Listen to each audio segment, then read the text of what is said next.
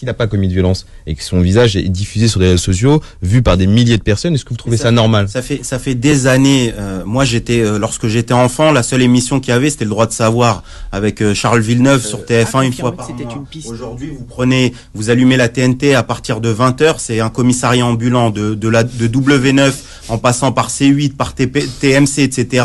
Enquête d'action, enquête exclusive, enquête policière, c'est tous les jours. Alors tous les commissariats, en fait, ils ont des caméras de la TNT au quotidien pour montrer et diffuser leur visage, montrer les rues par lesquelles ils passent, montrer quand ils rentrent dans leur domicile. Donc à un moment donné, il va falloir prouver par A plus B quel policier qui a été vu en train de matraquer, en fait, qui que ce soit, a été derrière menacé physiquement ou psychiquement. Est-ce que le commandant de Toulon, là, qu'on avait vu durant le mouvement des Gilets jaunes, qui avait asséné de coups de poing un manifestant, est-ce que ce commandant-là, il a été menacé physiquement ou psychiquement par quelqu'un? Est-ce que les policiers qui ont éborgné Jérôme Rodriguez, aujourd'hui, quelqu'un connaît leur visage, quelqu'un est parti les menacer? Enfin, il faut arrêter 5 secondes. Et le ministre de l'Intérieur le sait très bien, il n'a aucun chiffre à donner. Mais le minimum, c'est lorsque, par exemple, que ça soit une loi contre le chômage ou que ça soit une loi pour protéger la santé des policiers, il faut que ça soit sourcé, il faut qu'il y ait des choses factuelles. On ne peut pas inventer, en fait, vous n'avez pas commencé à dire, moi j'ai décidé que l'assurance chômage, ça va être tant. Et que lorsqu'on va vous dire, mais il y a combien de chômeurs, il y a combien de personnes qui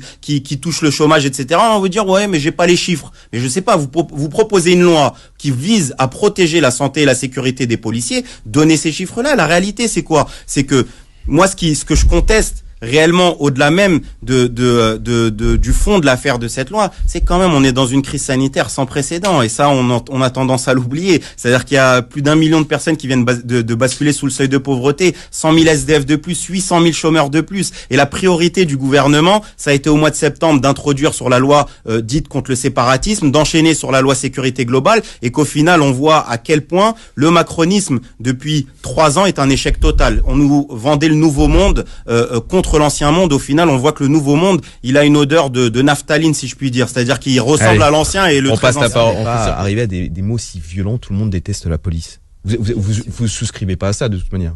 Ni souscription, ni, enfin, pour moi, l'institution policière, c'est une institution qui est coercitive. Elle est au service d'un État.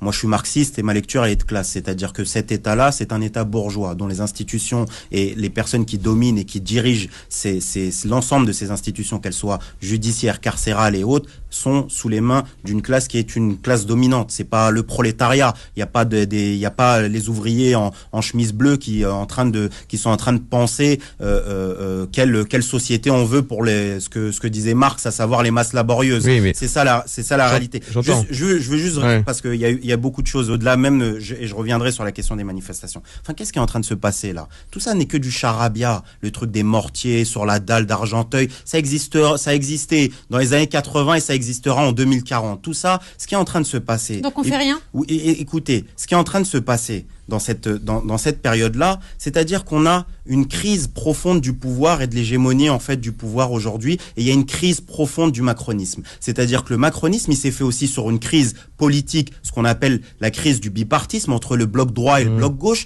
et aujourd'hui, en fait, c'est comme si on essaye de recoller les morceaux qui ont été explosés. Et systématiquement, la colle qui est utilisée, c'est toujours une colle qui a dans la bouche des gouvernants, c'est toujours la concorde nationale, l'unité nationale, les valeurs républicaines. Vous prenez 100 personnes, vous lui demandez c'est quoi la concorde nationale, il y a personne qui est capable de vous dire la même chose. Parce qu'ils eux-mêmes ne savent même pas ce que ça veut dire. Ils utilisent systématiquement les questions sécuritaires, patriotiques, nationalistes, etc.